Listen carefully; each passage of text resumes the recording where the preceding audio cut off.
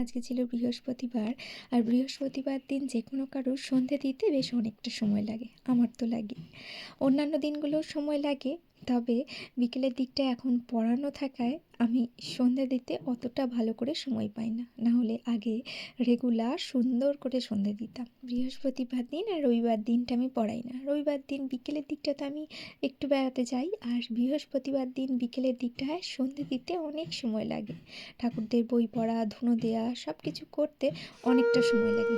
তাই বৃহস্পতি আর রবিটা আমি একদম ফাঁকা রাখি। প্রত্যেক দিনের সকালের পুজো করার দূর্বা আমি ওই সন্ধ্যা দেখানোর আগেটাতেই তুলে ওই গঙ্গা জলের গ্লাসটাতে রেখে দিই, খুব সুন্দর সতেজ থাকে। আর এই বাড়ির প্রতিটা কাজ আমি এখন সুন্দরভাবে গুছিয়ে ঠিকঠাকভাবে করতে পারি। তবে প্রথম আমার অনেকটা অসুবিধা হতো। এখন ঠিক টাইমে ঠিকটা বা তার আগের দিনের সব কাজটা কি করে কি হবে না হবে সুন্দরভাবে গুছিয়ে প্ল্যান করে রাখি। ওটা এমনিই হয়ে যায়, কোনো কিছু আলাদা করে করতে হয় না। অথচ বিয়ের আগেটায় আমি কোনো কিছু ঠিকঠাকভাবে করতেই পারতাম না। আমার বোন অনেক সুন্দর ভালো করে কাজ করতে পারতো।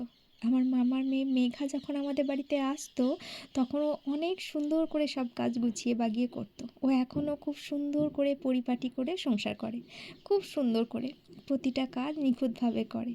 তবে ও ছোটোবেলা থেকেই সব কিছু নিখুঁতভাবে করতো। আমি অতটা ঠিকঠাকভাবে করতাম না, আমি পারতামই না, আমি ভালো করে একটা বিছানাও বাগাতে পারতাম না।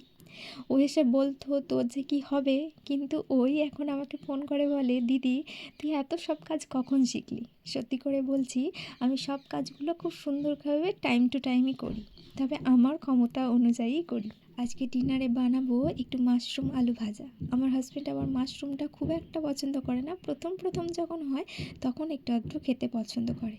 ও অফিস থেকে আসার সময় একটু চিকেন এনেছে, ওই 500-র মতো চিকেন এনেছে, যেটাতে ওর আজকের এবং কালকের অফিসের দুটোই হয়ে যাবে। আমি চিকেন খাই, তবে এখন মাছ জাতীয় খাবারটা খুব অল্প অল্প খাই, আমার একবারে অনেকটা খাবার ভালো লাগে না। তাই জেনারেলি চিকেনটা ওর জন্যই, আমার আর জেঠুর জন্য ওই মাশরুম আলু ভাজাটাই। আমার খুব ভালো লাগে এই মাশরুম ফ্রাই দিয়ে রুটি খেতে।